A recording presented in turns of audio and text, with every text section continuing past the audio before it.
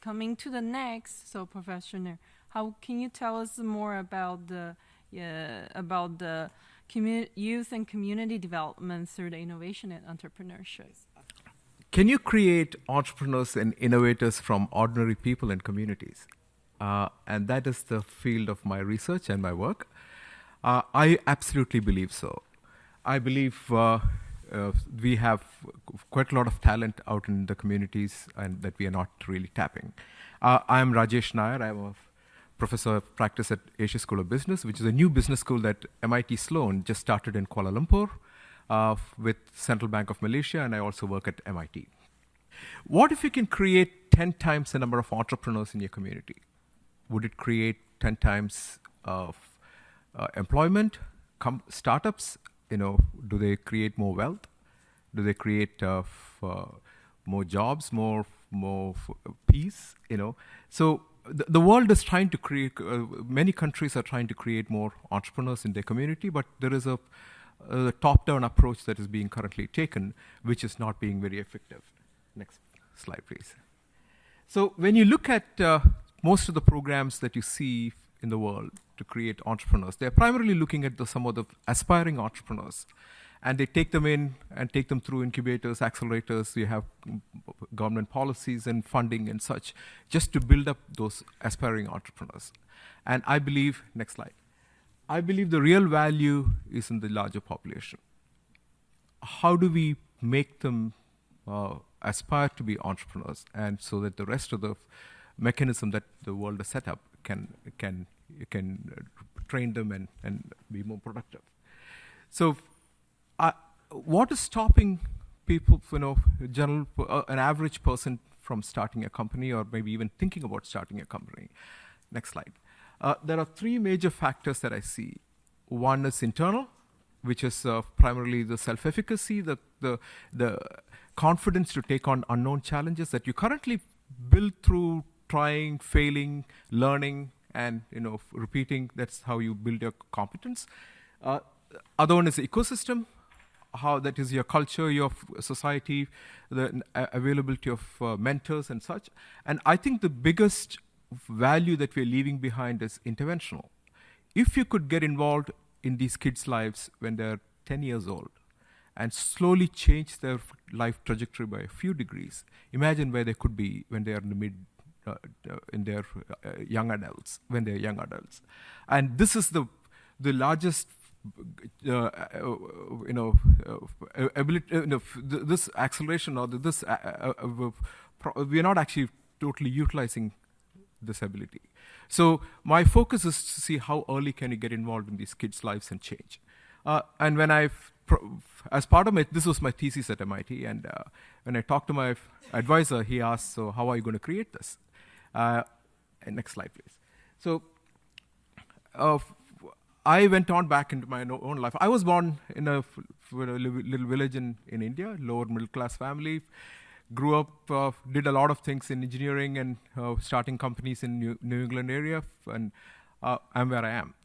So when he asked me, can you go back and model your own life? Look at the stages that you went through, or look at the transitions that you went through. Look at the triggers that changed your transition in your life. Can you package it, model it, and test it out on kids and see if it really makes the same change in others? And so this is a model that we created from there. The first stage is that of a maker. If I ask you how many people have made anything in the last 1 year, most adults would say nothing. We make a mean PowerPoint and means a spreadsheet, but we haven't made things. This is the phase where when we were kids, we used to do with cardboard and bottle caps and such. We used to imagine things and create things. None of them really worked, but it didn't really matter because it was about creativity and expression. And we created this program, next slide please, which kind of, so we called a 48-hour program of Zero to Maker, where we teach kids in 48 hours how to ideate, design mechanical parts, put together electronics, learn to do coding. They had to make a product, they had to make a movie, they had to make a presentation, all in 48 hours. Please continue. So these are 17-year-old kids. right out of high school in Kuala Lumpur. And they learn 3D printing and mechanical design and all those things in 2 days. So some of the projects these are all very silly things. It's a baby cradle which kind of automatically moves when you put the baby in there. Or of course, none of them solve any world problems. But you are taking these kids who never thought they could do all these things and putting them on a place where they suddenly realize they could. And continue, next one. So how young can you go with this program? Next one, please. This is 6th through 11th graders. Just continue playing, please. They're making a robot that kicks a ball and goalpost that scores a goal. These are 6th graders, okay, 11, 12 years old. They don't have an engineering degree. They did exactly the same thing. Some of these things are 3D printed, laser cut, programmed, and such. And these are the kids. So if we could do this at that age, what could we do? The largest impact that I see is in girls, because most of these girls have been told that they could not do certain things in many of the cultures that I go to teach these things. And the moment they realize they could do just as good as anyone else, it completely changes the way they think about what they could do. Please, next one. Yeah. So, next one. Yeah. But these things, I used to carry 2 check-in bags, one with 3D printer, a whole bunch of electronics and computers and such to go into these rural places to teach these kids. And I believe today you don't really have to. Do you really need a large makerspace to do all these things? I think when we were kids, we never actually had a makerspace. We were making things with what we had. Next slide. So here we are in India, in a village, teaching kids how to make things with what's available. Newspapers and paper clips and all kinds of things. They're making structures with things like that. Next one. This is just 3 days back. I was in Jakarta teaching kids how to make things from trash. They were learning to make musical instruments. They learned basically they had to make a wind and a string instrument, and they had to learn the physics of vibration, music, pitch, frequency, all those kind of things in such a short time. And they had to play together, by the way. And next one.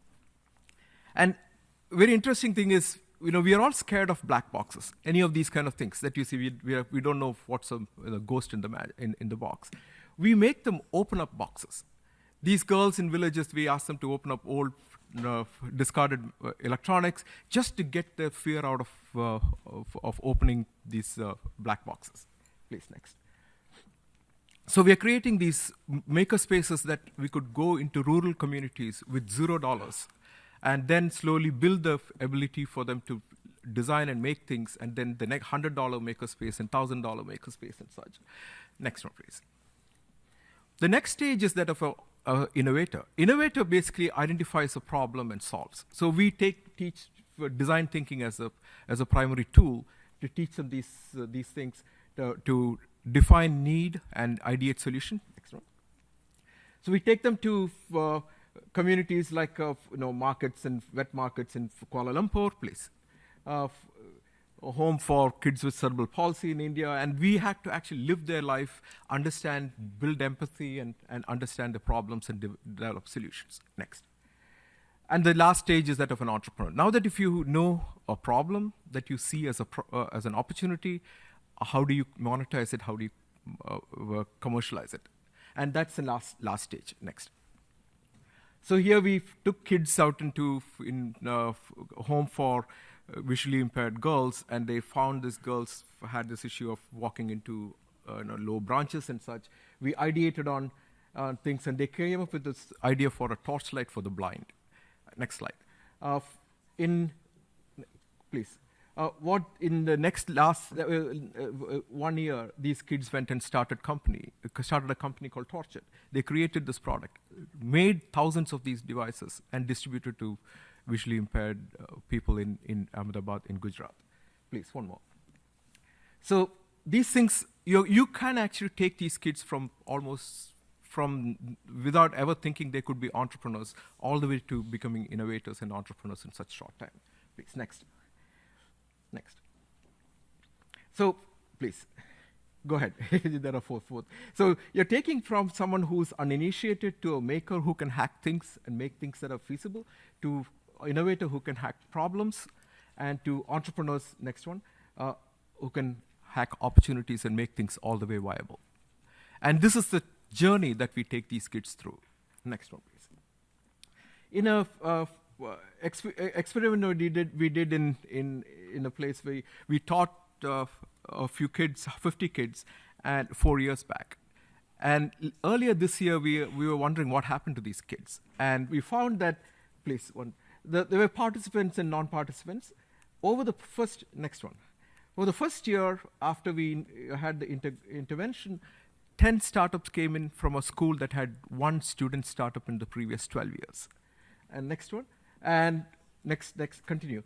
What we find is that the friends, they brought in, the people who attended the workshop brought in their friends and slowly started a community within their college. That is the ecosystem. That is how you start to build an environment where entrepreneurship is promoted within the group. Next one, please.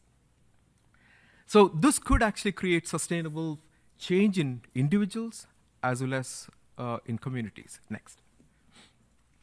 So how does it all come up to SDGs?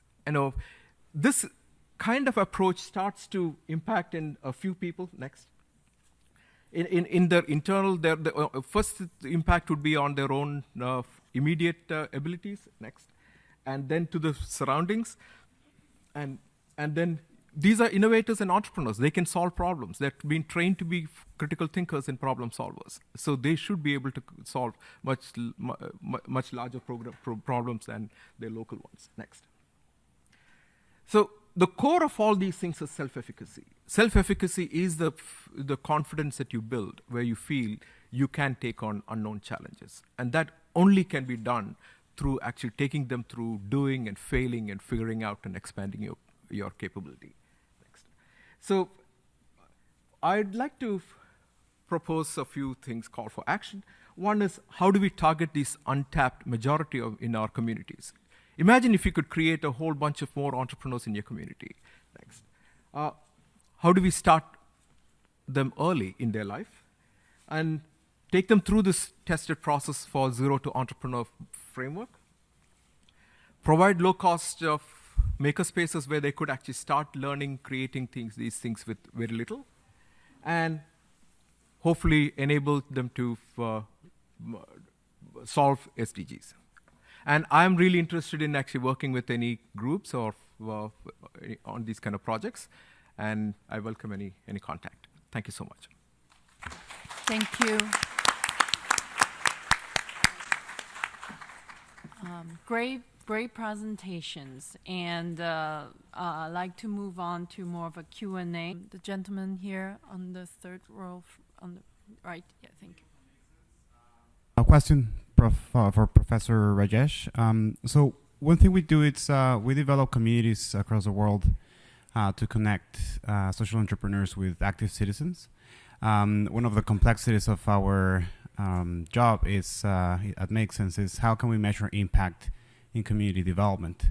So I'd be interested to see your take on how you have measured that community development. I saw that graph that you have, which is interesting, but if you can more in detail in terms of how do you measure community when it comes in terms of developing these social entrepreneurs or entrepreneurs and developing these skills in communities that perhaps don't have them and so on. Okay. Whatever inspiration you may have. So current process of, if you really look at entrepreneurship programs across, they all have are forced to show results in a very fast way. How many companies have you started? How much investments have you brought in? How much jobs have you created? But they realize that they don't realize that actually while you're trying to create a company, there's a person who's learning it for the first time. The whole process of entrepreneurship. And there's undue force on these kids to perform well beyond what they have learned at that point. So putting in short, keep indexes for measurement would be really hard in this. We need to give them time. Actually, I would say maybe 3-4 years but the transition would be exponential. But we are not trying to create companies, we are trying to create entrepreneurs. And we should give it at least about 3-4 years, and you see the change in the longer term. Okay, so maybe we'll take a question first on the front row, and then we'll go in the back. Just on that thought, I think there's just like 2 parameters to look at in terms of measuring community development, right? One is time, the other is the scope.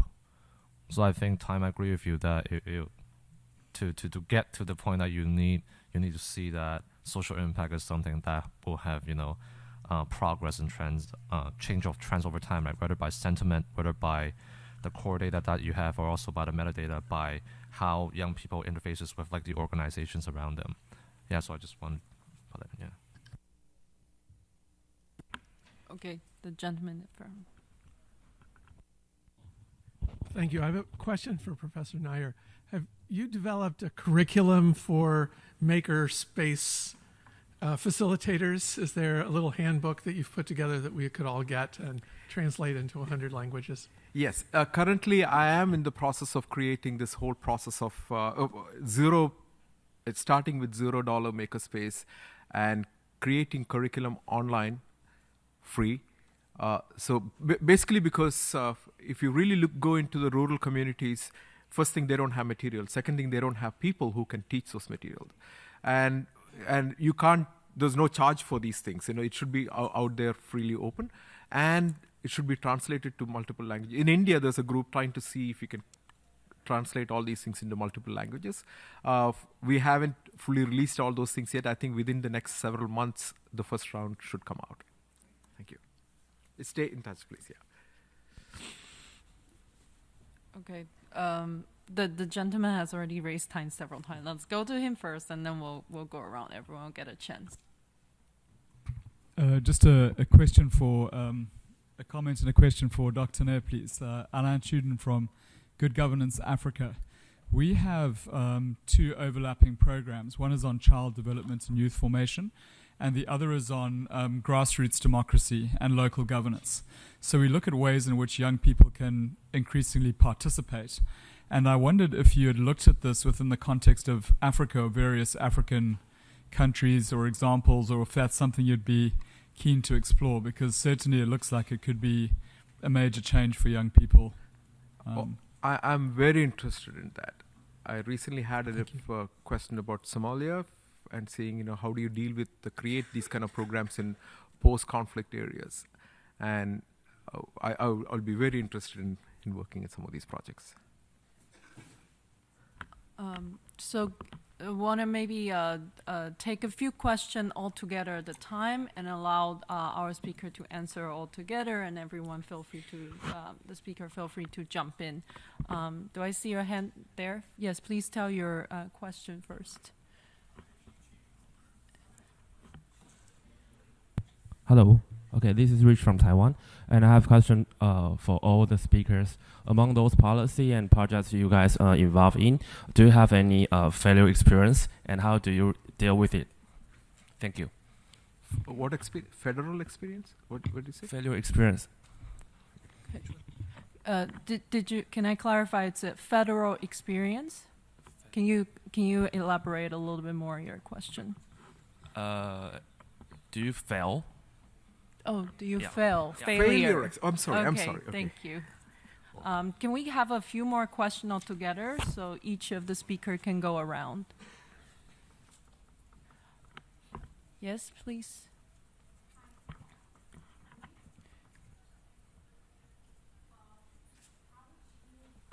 Create a long-lasting impact in terms of not just the project while it's run, but in the longer term, as in for the next decade, for the next 2 decades, not just when these kids are young and it is sort of an environment that allows them to be very creative, but later on when they have to face the daily struggles. Thank you. Okay. Yes, on the second row, delegate. Is to help build the characteristic of the entrepreneurship in those kids, And I wonder, are there any business knowledge that this program can provide with? Because as a college student, I feel that I have the characteristic of entrepreneurship and I have the ambitions, but sometimes I feel it's so hard to start a business because of lack of knowledge, lack of experience, skills. So I think if this program can provide this, it could be better. Thank you. Okay, one last, and then we'll go to the speaker for a round, and we can take more after.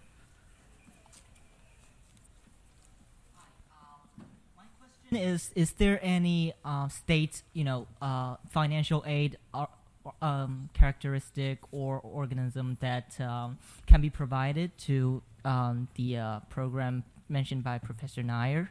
And if so, how are they going to apply to the less developed countries, specifically in Africa? Thank you. Okay, thank you. If I summarize the four questions from before, the talk about the failure, talk about how to develop the project longer term, and the third question is about the how can the individual entrepreneur and young people start, and the fourth is about financial aid and support. Maybe we can start from Lola and all the way to Tajid. Yes. Many thanks for your question. About failure, I think it's very... Oh, sorry, I speak in French. Il est important de...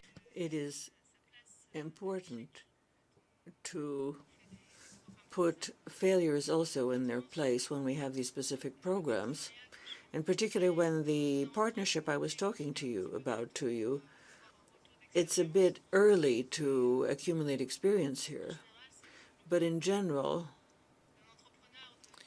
it is the entrepreneur who has to not fear failure and setbacks, and the most important thing, once again, is learning how to accept those failures when they happen and continue. Regarding an atmosphere that favors these kinds of creations, it is very important to work with an ecosystem. The ecosystem is really the key for establishing the partnerships that we have, and above all, to ensure their continuity. This is why our school projects in Abidjan are in partnership with the local district, so that structure can really fit into an ecosystem and unite with the needs of the students who will be graduating from the classes and getting directly involved in the market. And regarding BIR, indeed, there are programs. There are programs for social entrepreneurs. I think that these are an inclusive business camp organized by the French Agency for Development, which took place this year in Marseille, and allows entrepreneurs to come from other places to meet professionals and colleagues in order to increase their growth. So there usually are these kinds of activities, and there are also a lot of courses. I know the FDA has organized courses, so we need to go through third parties in order to support the entrepreneurs. We talk about the kind of elements I've mentioned. This is, of course, part of the subjects that we're implementing in our policies. Thank you. I'll take the first question first. Failure. I'm a master at that. Have failed several times. And the ability to recover from failure is actually an internal strength that primarily you build through doing, failing, figuring out, and expanding your capabilities. And till you reach a point where you realize, I can take on the challenge. Fear of failure is what actually stops people from getting up in the morning and doing something. And the more you're scared of failure, it takes so much more real estate in your mind space that you cannot even think of what if things could work out. And that, how do you build past that? And that actually is only through doing. I want my students to fail.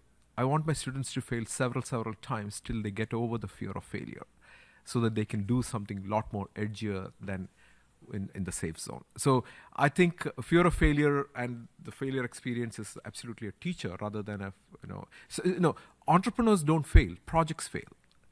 Understand that. Entrepreneurs learn through this experience. To talk about the second one, long-lasting impact, I agree with the previous speaker. It's all ecosystem. If you really want to create an impact and sustaining impact in the longer term, you really need to create an ecosystem.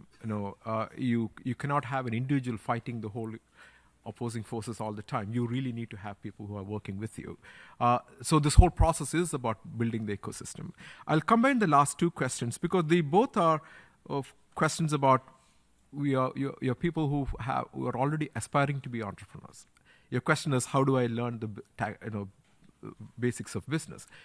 That's already a solved problem. Today you have programs all across the world, but through governments as well as through communities who have created these kind of programs. They're waiting for people like aspiring entrepreneurs to come in and do that. And I'm working upstream from all that. I'm working on how do you wake up kids who have now thought they could be entrepreneurs. So, thank you. Well, I will definitely agree with failing. As you know, 9 out of 10 startups usually fail.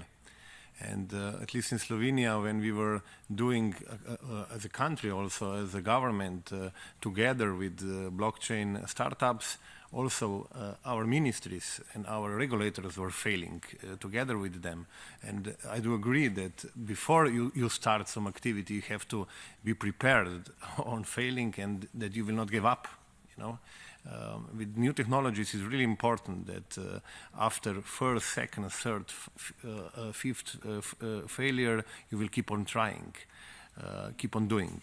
Second, long-lasting impact. I do agree that to do some long-term activities, we need strategic approach.